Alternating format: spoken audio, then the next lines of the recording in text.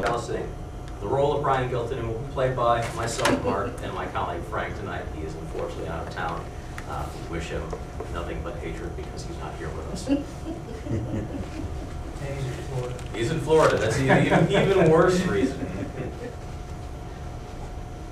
So tonight we're going to take a look at Chipotle. Our agenda is going to be going over a quick introduction of the company.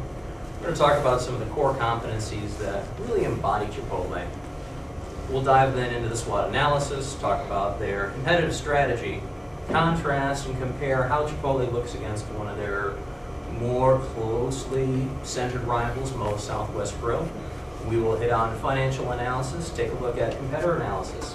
We'll then dive into Chipotle's value chain, take a look at the overall Chipotle strategy, and then finally hit on with our recommendations for where we think Chipotle can take the future. So when I think about Mexican food, I think about Denver, Colorado. How about you? I didn't get to Texas. Well, you know what? Not too many people would. You know, south of Texas, you know, Arizona, things like that. Well, Steve Ells in 1993 thankfully thought differently. He said, I can make this happen. That's when he came up with the idea for Chipotle. Now, they've got 1,230 stores globally. They are located in 41 states, including the District of Columbia, which, for whatever reason, is not a state today.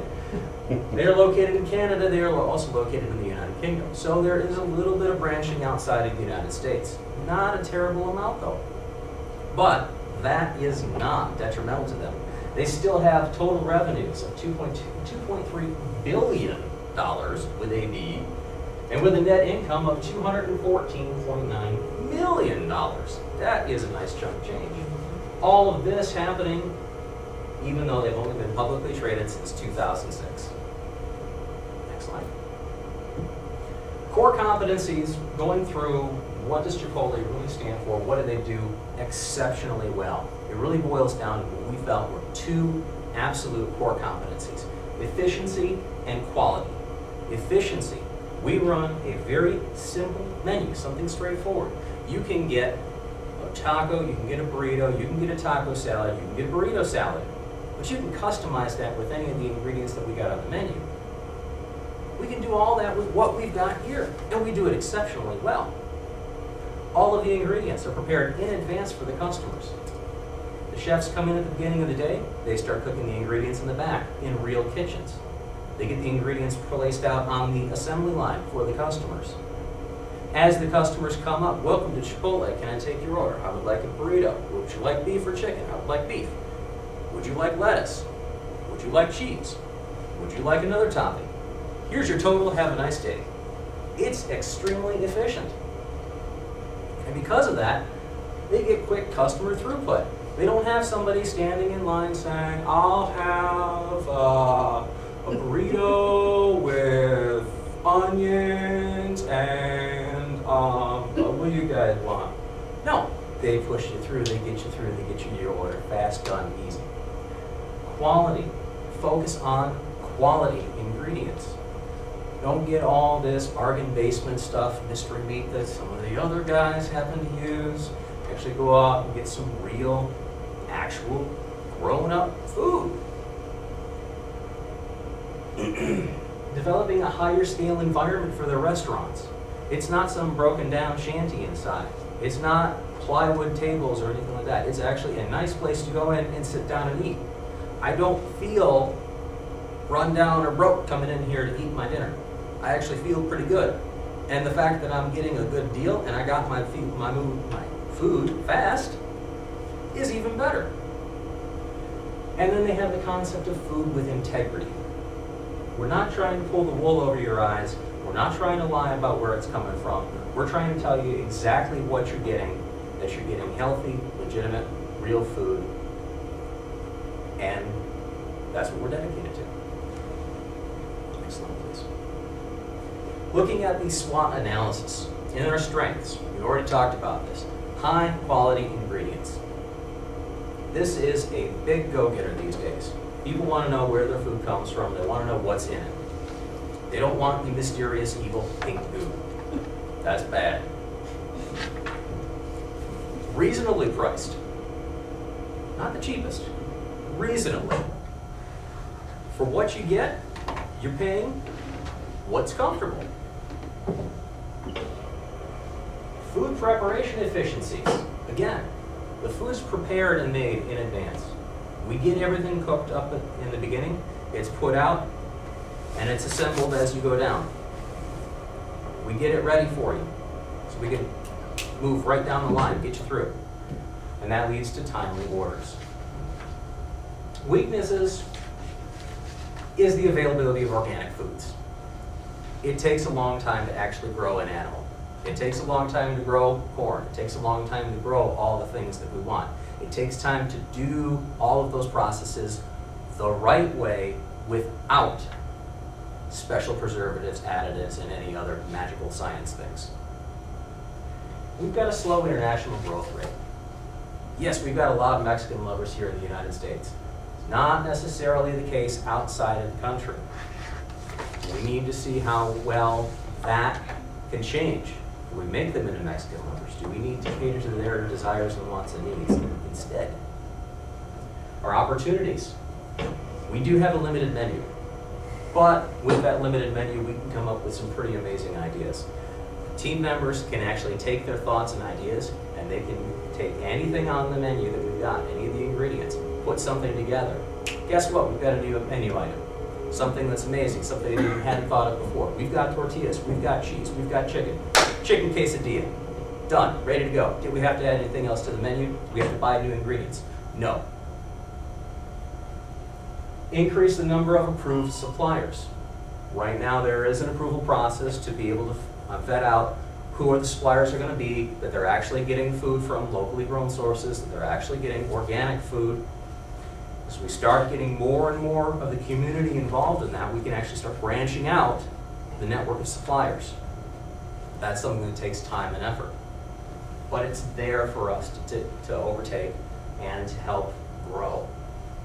And threats. Right there, our limited menu. Somebody comes in, they don't want a burrito, they don't want a taco, they don't want a salad, they want something else. Well, I'm sorry, we don't got something else. They may go somewhere else. Organic prices. Organic is not cheap. You go to Trader Joe's, you go to Whole Foods, you go to any other store out there that sells organic, and you compare it to Frankenfood. What's cheaper? The Frankenfood. What's always going up in price? The organic. That's a problem that we have to take a look at. We have to try and figure out how can we address that. And other fast casual competitors. Chipotle showed up on the scene in 1993. Most Southwest Grill showed up in around 2000, give or take. And basically they just hit the copy paste button to start off. How many more guys are going to come along and say, hey, that's a great idea, copy paste, copy paste, copy paste, copy paste. But now we're going to put our own little flair on it. Now we're going to offer the special Jamba Juice deal, where you get the big juice and you get all of this extra food for not a lot.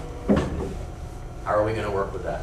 We have to deal with all the other guys that are trying to come in and mooch off of our meal. Next slide. So, conclusions that we can gather from our SWOT analysis. Based on what we do good, we have a very loyal customer base. People like coming to Chipotle. They like the value that they get. They like the food that they get. They like the experience that they have in the restaurant. It's a positive brand image. By Chipotle going out and saying, we're organic. We do things good with the community. We locally source food. We're going to give you a good meal at a good price, fast. That's all reinforcing the brand image. So we're going to see in the financial numbers, continual financial growth. It's on the up and up and up. And there are plenty of opportunities for expansion. Chipotle has not yet covered the entire North American continent, nor have we even ventured outside of the United States to a great deal. The world is Chipotle's oyster. Looking at the competitive strategy. We know about the 5 different types of competitive strategies out there. What Chipotle is working on is a focused differentiation strategy. It's a simple menu focusing on Mexican food. I can't get a burger at Chipotle. I can't get chicken fingers at Chipotle. I can't get chicken nuggets at Chipotle. I get Mexican food there. One thing, we do it well. High quality ingredients. It's all fresh to order. It's not frozen, it's not, bulk shipped in, not freeze dried, not rehydrated, not microwaved, not anything. Real cooks come in every morning and cook this food for you. Provide a better dining atmosphere than the standard fast food chain. You walk into a Chipotle grill and it is a much better open environment, something that's much warmer, somewhere you want to sit down and eat. Unlike McDonald's, you want to get in and get out because, what's that over there? That's... And while it's not the least expensive, like some other guys who are up late, we instead focus on quality and service. So we're trying to get out there and say, yeah, we aren't the cheapest. You can't get 12 tacos for $2 here. But what you are going to get is you are going to get 2 tacos for a reasonable price, but we're going to make you feel good about the fact that you came in and got it.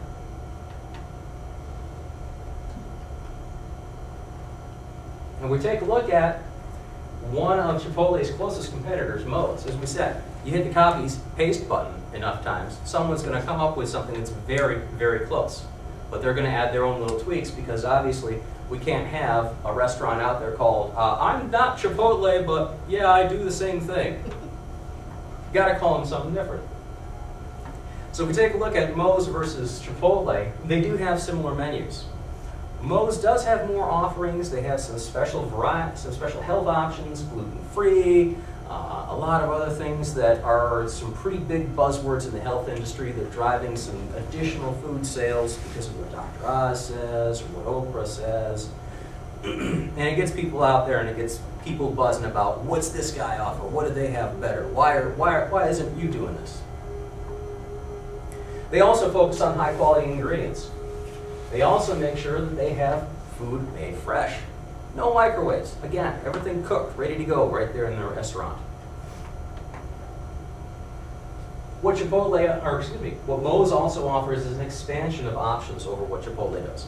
Moe's offers catering services, whereas Chipotle doesn't. Moe's catering service take up additional resources at each store. At Chipotle, they can focus on just the customer that's coming into the store, whereas at Moe's, now they have to have an entirely different set of staff that's handling all the catering menus. Moe's also has online ordering in some locations. Not something that Chipotle has yet. Is this an option that could be looked at? Potentially. How would it fit into the current system that Chipotle has is the real question, and would it make sense? And a similar customer focus at both locations.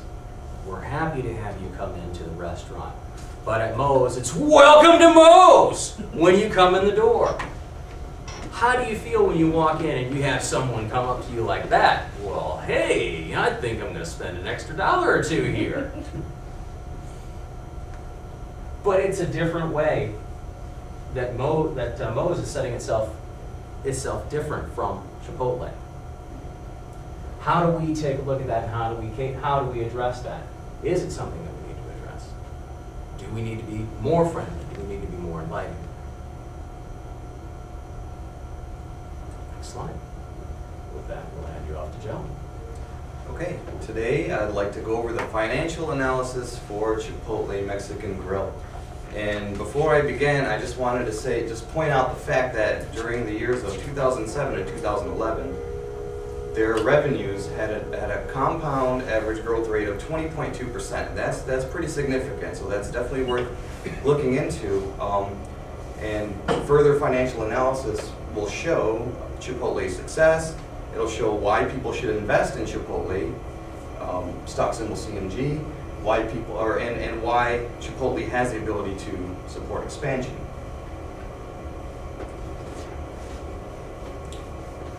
So first we'll look at the operating profit, which will show us how good the company is doing. And this is basically showing us the profit from the normal core business operations. This doesn't take into account investment income, taxes, interest, but it just looks at their operations and how good they're doing. And you can see there, from 2007 to 2011, they've been steadily growing, so that's what we'd like to see. Also the ROA, the return on assets. This is it's an indicator of how profitable a company is relative to its total assets. So again, we see a steady growth here, which makes the company look very good. Next please. The return on stockholders' equity. This is one of the reasons that people should invest in the company. A return in the between 12 and 15% is average, and the trend should be upward. And you can see how much they've grown, how attractive that stock is. And as Mark mentioned, they're kind of like Apple in a sense, where it's just a very attractive growth there. You said it or Nick said it. I don't know what you guys said. But either way, it's there. You can take credit. It basically it measures a corporation's profitability by revealing how much profit a company generates with the equity that shareholders have. Return on invested capital also shows us why people should invest in the company. And this one, I struggled a little bit because it wasn't very, the numbers didn't show their long-term debt, which is what you need to calculate this ROIC. But I was able to find during my research in 2008 and 2009 that they did accrue some long-term debt, which still gives us some great numbers there. I mean, the little that they did do with long-term debt, they were able to turn around very nicely. Their working capital, how much cash do they have to work with? This is going to show us that they're in a good position to expand. If you want to expand, you need capital. You need capital to available for your day-to-day operations. And that's a very steady climb there, very attractive, 27.88% average growth rate from 2007 to 2011.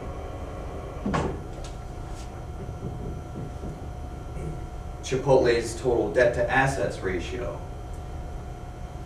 This is also a proof that they're in a good position to expand.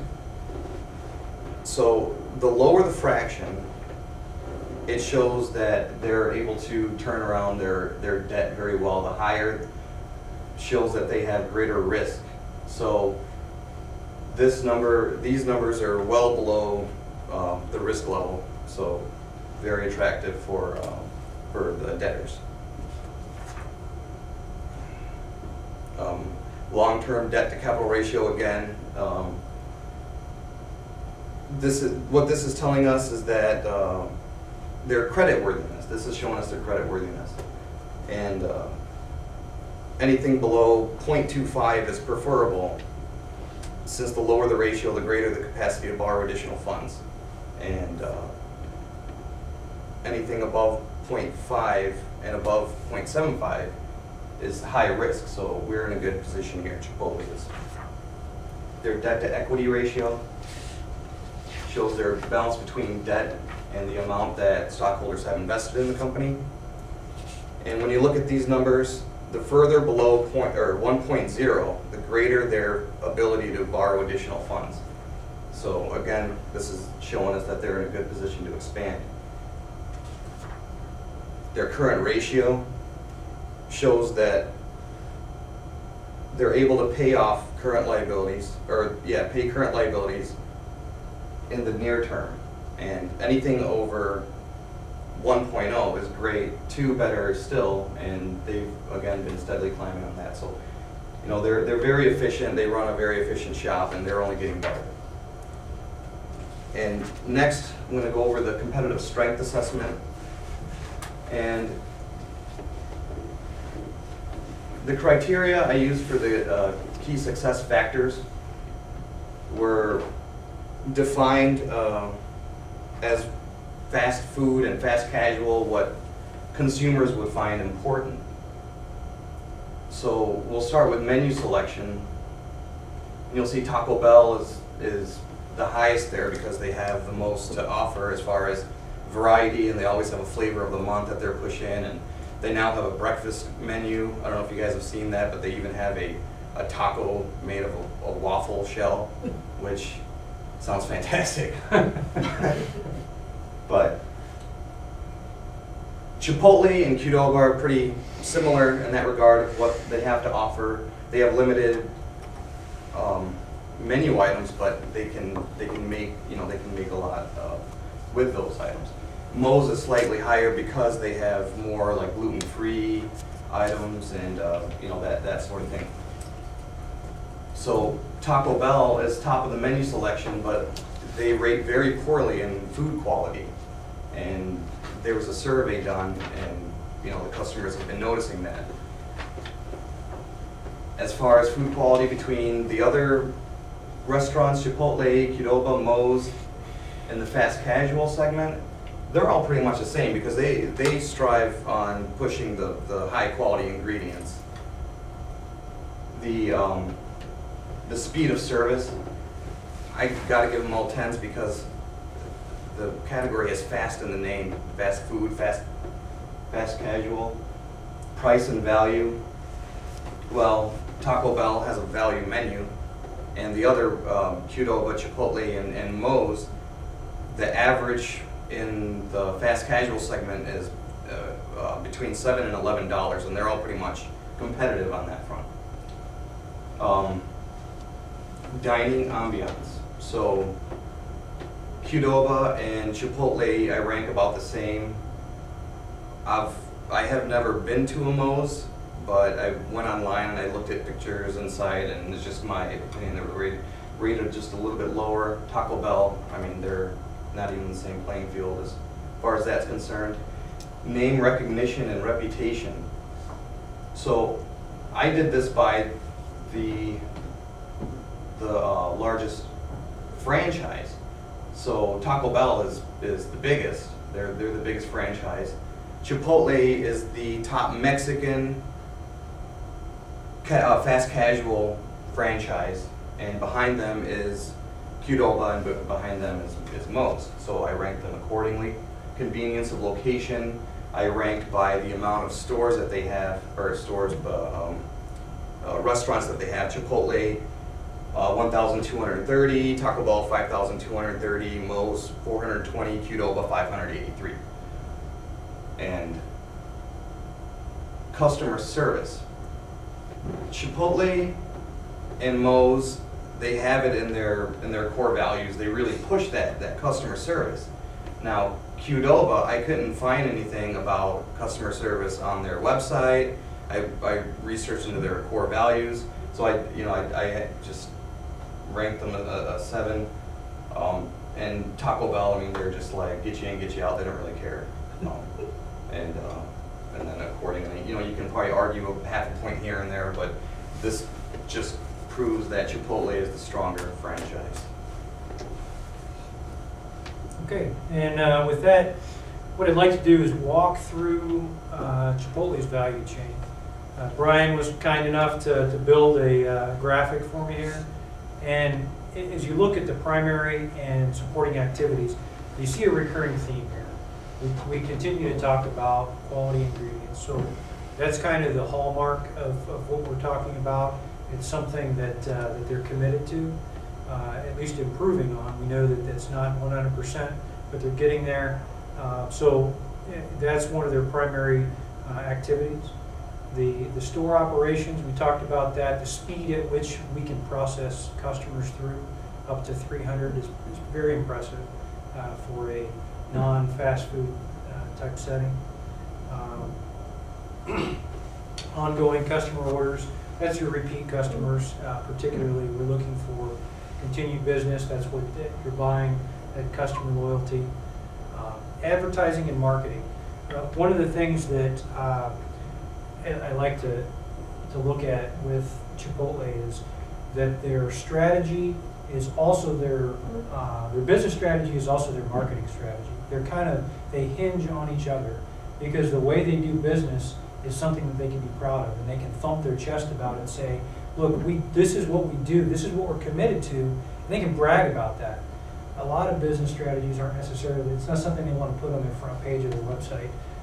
They make money, but they're not necessarily something that makes people happy. This is something where you can get a quality product and they can be excited about it. It's like the video we watched.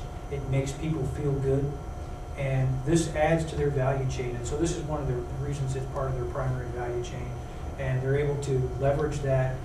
You saw earlier on they didn't put much into advertising.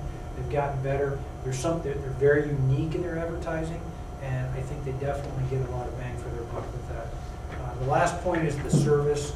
We talked about it over and over again. It's one of their core competencies is to be able to take care of the customer.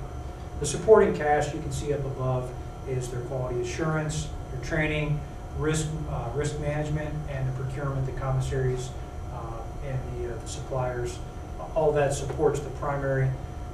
Again, all of which add to the overall value chain and is what brings the costs down and supports the numbers that Giles just went through, which is obviously very impressive. Next slide, please. Just like the last presentation, right out of the case, these are the components of Chipotle strategy. Serving a focused menu. We want to, it's KISS, keep it simple, okay? If we expanded that, we lose part of what has made us so successful. So we want to keep it that way. That's what we want to continue to build upon. We want to continue to use high quality ingredients. They're not at 100%. You already know that. But the commitment to get better is what makes them unique. It's a strategy that they have hung their hat on, and they're going to continue to work towards that. They've acknowledged that, hey, we can't do 100% right now. We know that. We're going to get better. And their reinvestment into the communities, their reinvestment into that commitment to build on that strategy is what's going to encourage the suppliers to increase over time. As that demand increases, more and more people will revert back, just like the video, flipping the barns back over and putting the pigs back in the field. So very impressive. An operational, efficient restaurant. We just talked about the throughput. I'm going to say it again. The throughput is very impressive. Very, their strategy is just fantastic at how efficient that they've become. Having friendly people take care of the customer. Yes, they're not Moe's. They're not. It's just not something they do, but they do what they do well. And again, it's reflected in their numbers. The last point, I've already said this over and over, but their commitment to food with integrity. It's not just the getting ready to go Moe's and the antibiotics and the other things. But if you look at, as you read the case and you do some digging into the company, they talk about farming methods. They talk,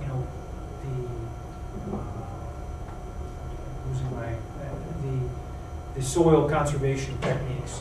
They've gone out and they've done the research and they've met with people who do this for a living, and they are able to really capitalize on that. And I think it's something that they're, again, continuing to push, and the more that they push, the more successful that they're going to get with their supply chain and being able to have those ingredients more readily available. Next slide. The recommendations, we went a little bit different direction than the last group. We didn't look so much at the menu items or something smaller.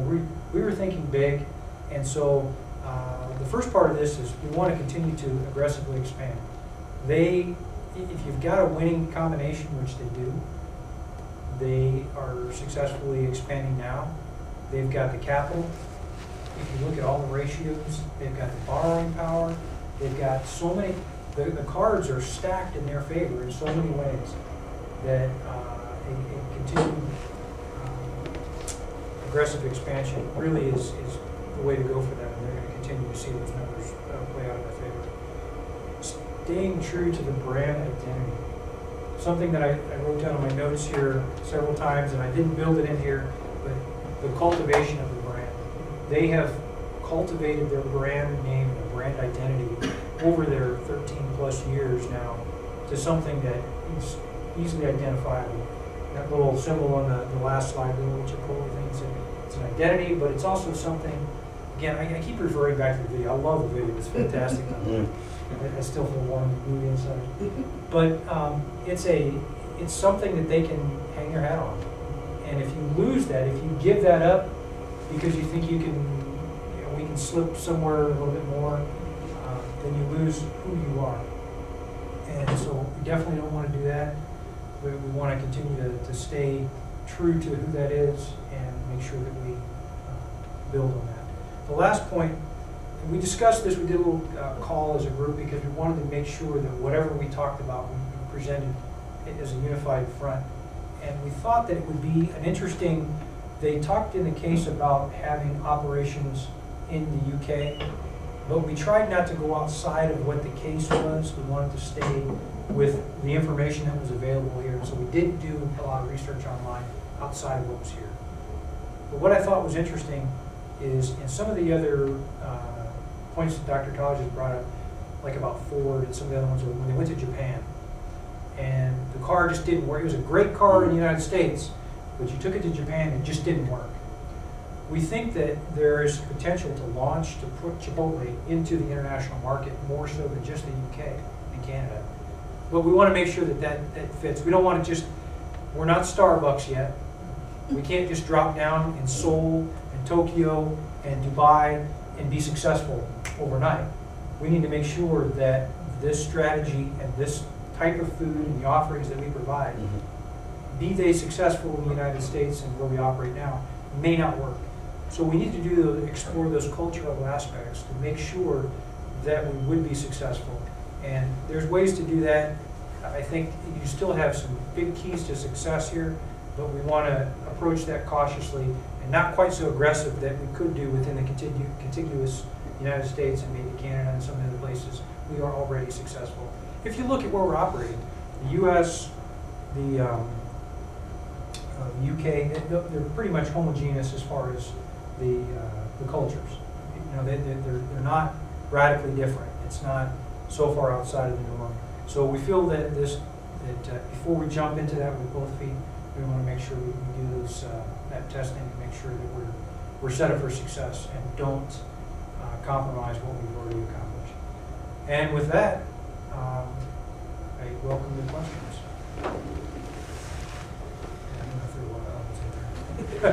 Very good presentation. Did you count the ums?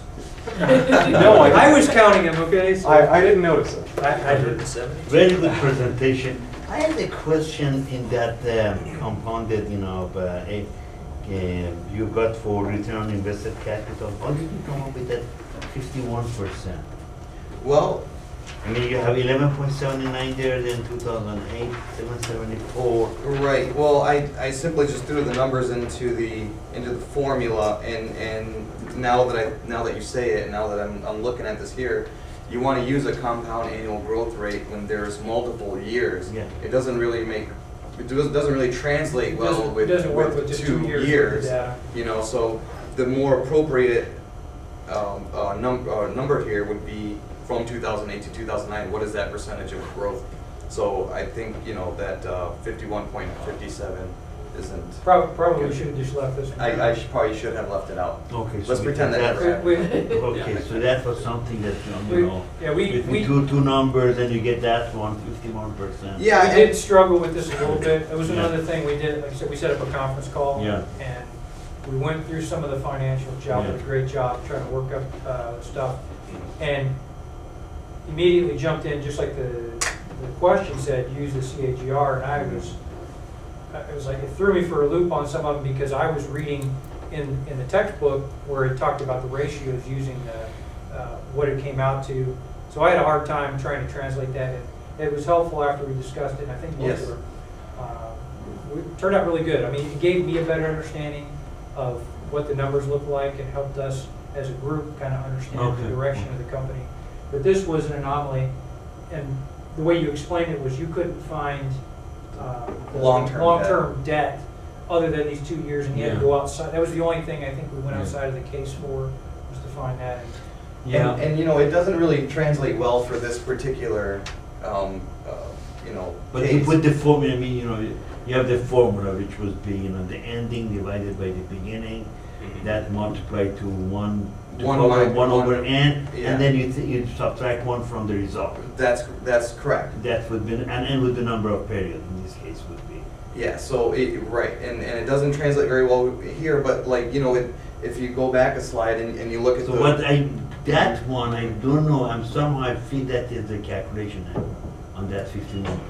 It's, yes, it's, It's something that, you know, it's outrageous, you know, Sure. you can't go like 51%, you know, every year, you know, but maybe. every year, but I mean, that's just one year, that's why, you know, maybe that formula So you- doesn't really translate. You well understand for the all meaning of years. compounded. Yes. you Oh, know, yes, absolutely. Yes. And you know, this is like, you know, one year may go up or down, negative or positive, so that would be an absolute value that would be Our pushed sample up. size is not. Yeah. Right, so in for this particular Yeah. one, for the ROIC, I should have left it out. Right. Yeah. It doesn't make sense to put a compounded annual Yeah. growth rate for only Okay. 2 years. Okay. Right, the rest of these, we've got the whole, Right, look at, Yeah. all the years. those definitely make sense. So it's a type. Now, one other thing, again, some comments. It was good, you know, it's go back to SWOT analysis, the coloring. You see from here, I can read. But here you have a nice, you know, so we want to be sure when you're doing your presentation, especially for the case presentation, that people can see it. Now you get. And I can see that. But again, you may end up with some people, you know, some Oh, of the yes, judges will be absolutely. colorblind. Yeah. But you know, I mean, in the presentation with the artist, you know, Mark, I mean, you did acting. No. Juggling. You guys, two of you guys, you know, one thing, Faster type. a comment to Jan, you know, I must say your name correctly. Mhm. When I came to America, 30, my God, when was it? It was 1977, which was about 36 years ago, or 37 years ago. From my culture, when I talk, I use my hands. And I was told that's not right, so I didn't use my hands. And then later on, you know, years ago, like 10 years ago, I went to a conference with a master teacher or master professor, and he was talking about that it's important to use your hand. I can't do it anymore because I killed that one in me. You know, it's so, which is, you know, you see, I don't use my hand, which I, you know, back home, everybody uses their hand, you know, and this is good, but I can't do it anymore. This position you are in, I don't know whether you feel comfortable with or. It's the nerves. I mean, No, seriously, I didn't even so- notice I was so doing that, to this- be honest I with you. feel, you know, again, it's just, we want, you know, to help each It's- other. it's You a know, and I have strategy. issues myself too. You Sure. know, my first daughter is a speech pathologist. She will never help me with that. You know, can you help me with my accent? Can you, you know, she won't. But so just wanted, you know, any comment you? Well, some, I mean, it's not Yeah, negative. but I I'm just, can't you know, speak for- No, I brainstorming, yeah. and it's also learning phase for me. Right. No, I Yeah. want to hear that stuff. there's, Absolutely. there's different people deal with, you know, and I can't speak to why, and what this means or why that is, but some people will do this intentionally. Otherwise, you know, they might be, maybe that's what the twitch is about. Yeah. There's something, and so this is a reminder to keep I'm not Stop benching. I'm not doing this, Yeah. there's not some tick, and I'm not saying that's what the case is. Oh, no, it's totally intentional. Let's You'll go see with me, I've always, I try to keep one Yeah. hand in my pocket. It's just something that a strategy I use, and I'll switch hands. But it's just to keep, you know, maybe from, I don't know, maybe from juggling up here, who knows? But that's just what I've grown accustomed to doing. That doesn't mean it's right or wrong, but Okay, this was one Yeah. of my questions. Sure. Is, you know, but do with the, but if you like, say if you talk to your significant other or something like that, you're more relaxed. Do you do this or not? I don't believe so. So I mean that we need, you know, be comfortable. So We need to bring in a body I mean this is language no, you know, no threat actually. It's we're all, you know, it's like a classroom, and I don't feel right now in terms of presentation style. I don't feel like your professor. I also feel like, you know, like a student because I'm learning from some, you know, natural born killer. No. that's why it's team mark. Yeah, but overall, what I would say, you know, your presentation it really, you know, improved drastically from, you know, from the first presentation, you know, to this one. You know, everybody, you know, Lushan, how do you say your name? Lishan, you know, you did much better this time, you know. So it's important this rehearsal, you know, and But if you have comment, otherwise we are done. I just want to make Yeah. okay, you have questions, go ahead. Yeah, Mike. questions. I have a couple really silly questions, and this is more about discussion whether or not you think Chipotle should actually do it. Right now, I haven't seen in any of their locations or heard that they have drive-thrus. Is that part of? Do you think that's part of their corporate strategy? That's actually, or- I'm sorry, that's actually part of the fast casual Yeah. Okay. industry. I mean, that's just what a definition of a fast Yeah, casual Qdoba restaurant doesn't really have is. drive-throughs. Anyway, there's a market. You know what? Because the whole I'm thing is gonna if you bring some drive No, no, I through, had to go upstairs. In fact, you have so little time in the drive-through. It's like I expect to get up, get it, and get gone. Yeah, you And need for a that- 20-foot long window. And exactly. And for that whole process, though, if you think about it, for a drive up, really it would end up being, I paid $9 for this. I could have gotten the exact same food at Taco Bell for half that cost. I could have gotten more than that food at Taco Bell for half that cost and still spent the exact same amount of time and money. Whereas the fast casual, it is that casual dining experience. You're expected to walk in, you go, hey, how's it going? Oh yeah, I'll have that, that, and that. And then you sit down, you're on your lunch break with your buddies, and you talk about a few things, and then you go back to the office. you really want to see those ingredients too. You can't really do that. It doesn't translate to the drive-through. And okay, so according to Franchise Times, they define fast casual as limited service or self-service, average meal price between $7 and $11, made to order food with more complex flavors, upscale decor, and no drive-through. So it's in the definition of a fast casual restaurant. Yeah. It's a good article. Okay. One other thing, also a silly comment. Yeah. They're making, right now they made this year about 300 and some million. A crap ton of money. Yeah. Yes. It only costs them, well, let's just round up to $1 million per new location to build out. Do you think they're building fast enough? Probably not. I mean, they're They building- can go gangbusters on this now. Yeah, they're building 150 new locations a year on average, and they have for the Yeah. past 4 or 5 But the years. other thing is, they're smart about how they build out. Yeah. They're great about picking them, about getting the right Meticulous. location, and getting, basically the whole thing is built the way they want it already. So they just gotta walk in and say, knock down that wall and paint that wall, let's go. And they are fantastic about doing that. Well, the other You think thing the that slow- you, I'm sorry, Go ahead. but you think the slow build is relative to them wanting to have better resources?